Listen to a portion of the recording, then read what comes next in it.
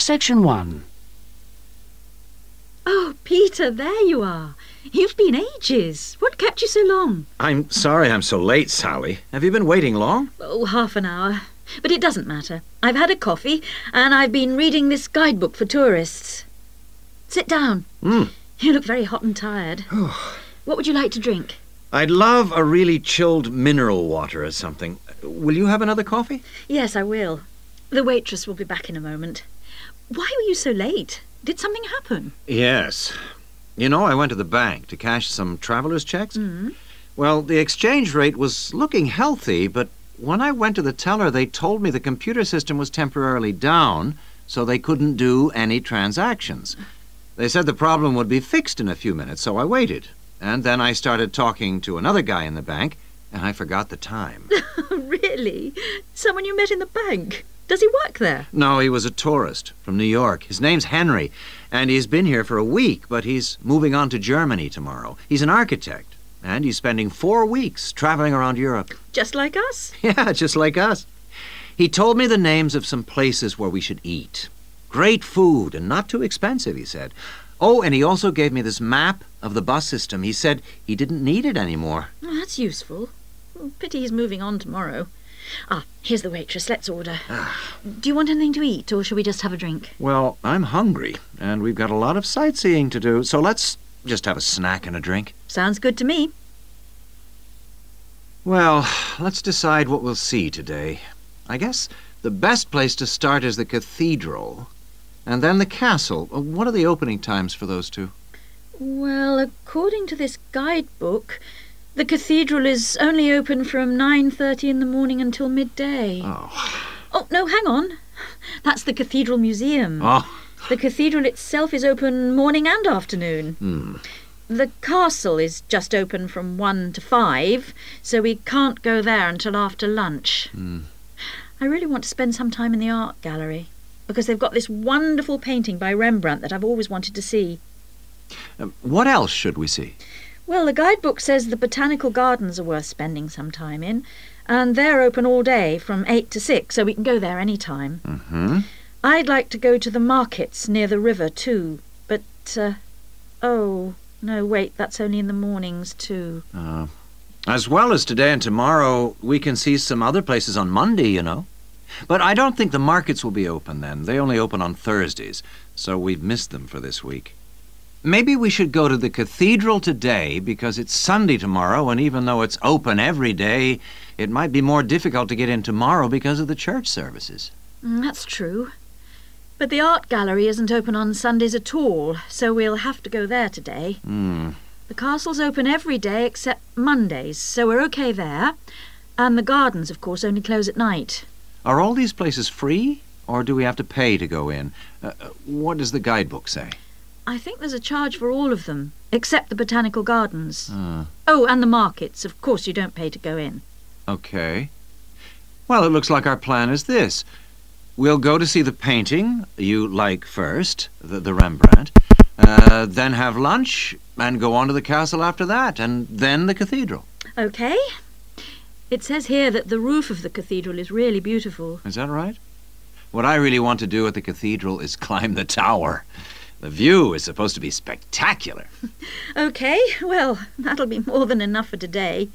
Then tomorrow, let's go to the botanical gardens and have a picnic. I want to sit by the river and watch the swans. This city's famous for them. Section 2. So the counseling services we offer deal with any problems arising from your studies or in your life outside the university. Let's take academic counseling. If you're confused about subjects or how to combine them in your degree, then we can advise you and discuss the career you are aiming for so that you can see it all in context. We can also chase up your tutor if you're not getting proper feedback on how you are getting on in your subject. Besides help with academic problems, you may also need personal counseling. If you think you're already under stress, well, just wait till classes begin next week. You'll have to start adjusting to teaching and learning methods that may be unfamiliar to you, as well as the mounting pressure as the deadline for that first assignment creeps up on you. And, of course, you have to cope with all this without your usual social network. You know, the social contacts, family and friends you could normally rely on for help. All of this causes anxiety. Studying overseas can trigger a personal crisis. You may have left a lot of what you might call unfinished business back in your own country. Or you may have interrupted personal relationships or even sometimes have broken them off to come overseas.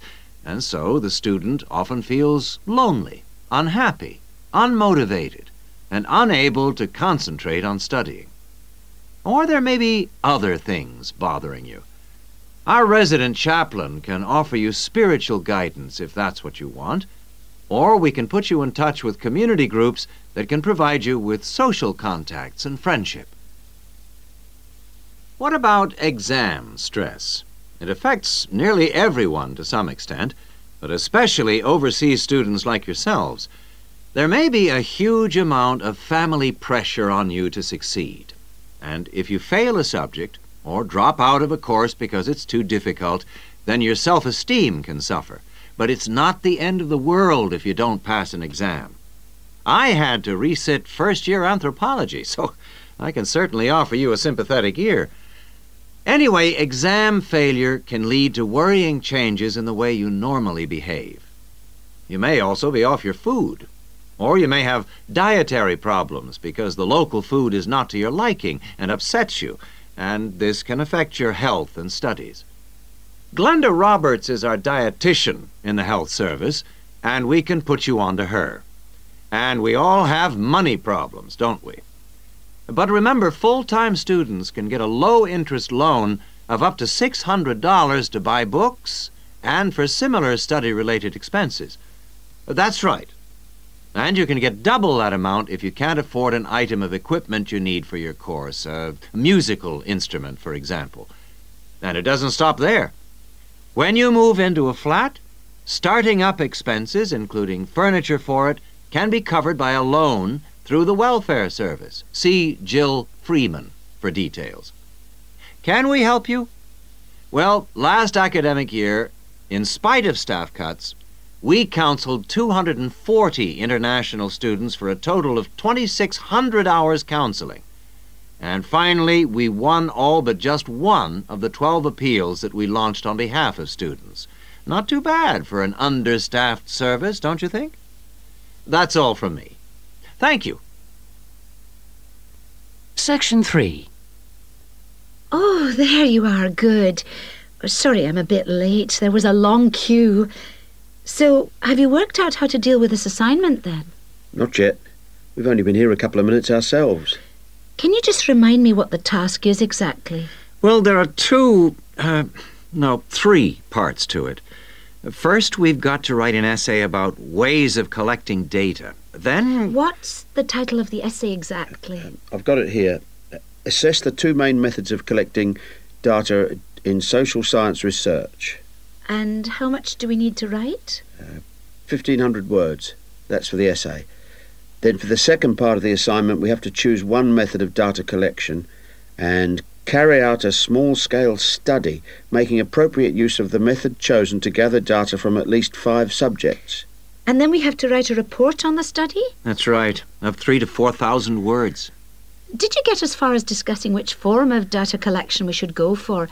Questionnaire or interview, isn't it? Yeah, I think we should use a questionnaire. It'll be so much less time-consuming than organising interviews, I reckon. Once we've agreed on the wording of it, we only have to send it out and wait for the responses. Yes, I think it probably would be quicker. But what did that article he gave us last week say about the quality of data from questionnaires? I'm pretty sure it recommended questionnaires as a source of highly reliable data.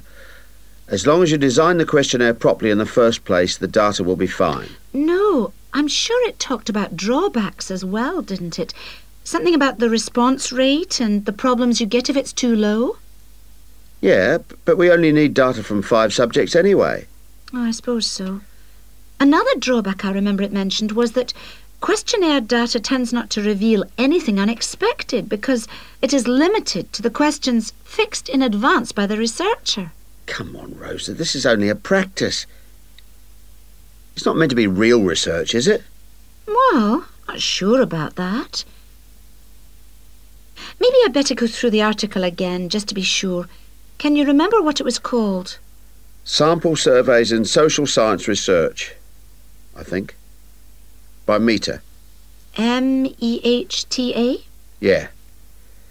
And he also recommended a more recent book called Survey Research by Bell, I think. It's in that series published by London University. And if we try to use interviews instead, I saw a book in the departmental library that'll be helpful. It's called Interviews That Work by Wilson, published in Oxford in 1988. Right. Oh, I've got a tutorial now. Can we meet up again later this week? What about Friday morning? Suits me. 11 o'clock? Fine. Before Friday, I think we should all look through the reading list. Section 4. So far in these lectures, we've been looking at crimes like robbery and murder, both from a historical viewpoint and also in contemporary society. And we've seen that the preoccupation in Western society with crime and with lawlessness is part of a long and continuous tradition, rather than something which is new and unique to modern society. But over the past 70 years or so, there has been a massive increase in one type of crime, which is what's known as corporate crime. Corporate crime is crime which, as the name suggests, is connected with companies, with business organizations. It includes illegal acts of either individuals or a group within the company. But what is important is that these acts are normally in accordance with the goals of the company. They're for the good of the company rather than the individual. It's been defined as, quote, crime which is committed for the corporate organization, the company, not against it, unquote. So crimes like theft by employees, things like embezzlement or fraud against one's actual employer are excluded according to this definition.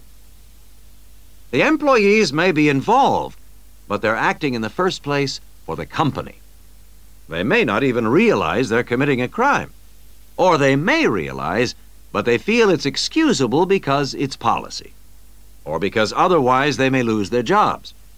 So here really we're talking about the links between power and crime.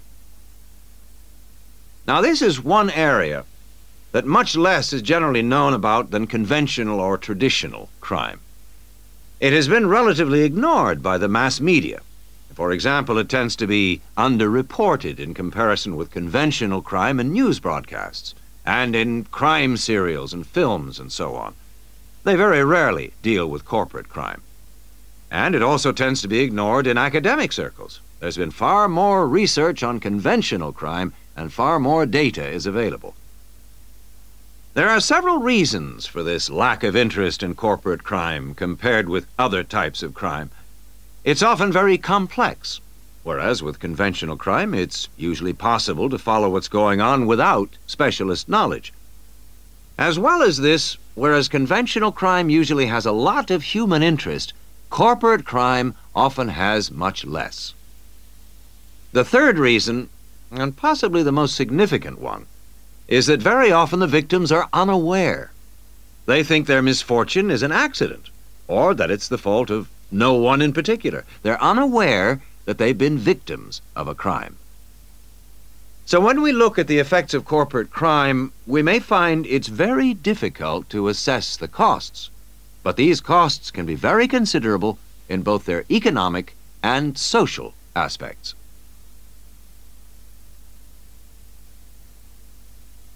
Let's look at the economic costs first.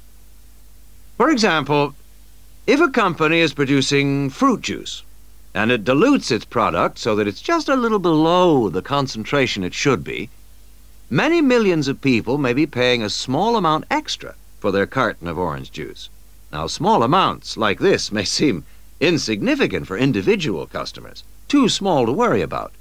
But for the company, this deception might result in massive illegal profit.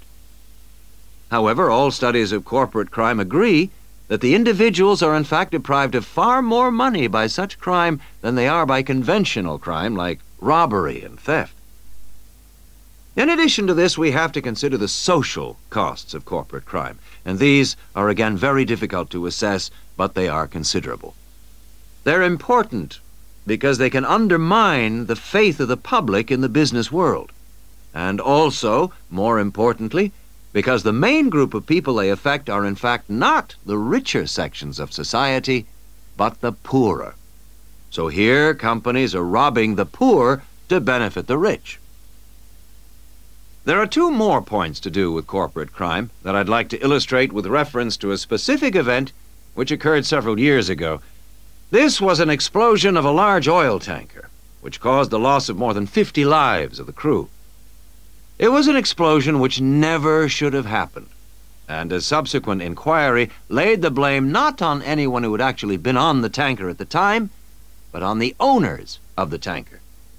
They had deliberately decided not to carry out necessary repair work on the tanker as it was due to be sold, and it was this lack of repair work which was directly responsible for the explosion. Now, this illustrates 2 points to do with corporate crime. First of all, that it does not have to be intentional. The owners of the tanker certainly did not intend it to explode, but very serious consequences can result from people or organizations not considering the possible results of their actions seriously enough. The main crime here was indifference to the human results, rather than actual intention to harm anyone, but that didn't make the results any less tragic. And this leads me to my second point, that corporate crime can have very severe consequences. It's not just a matter of companies making bigger profits than they should do, but of events which may affect the lives of innocent people. And yet very often, companies, because they say they didn't intend to harm anyone, can avoid taking responsibility for the results of their actions, and that has been a very dangerous loophole in the law. Now, a further example of corporate crime was the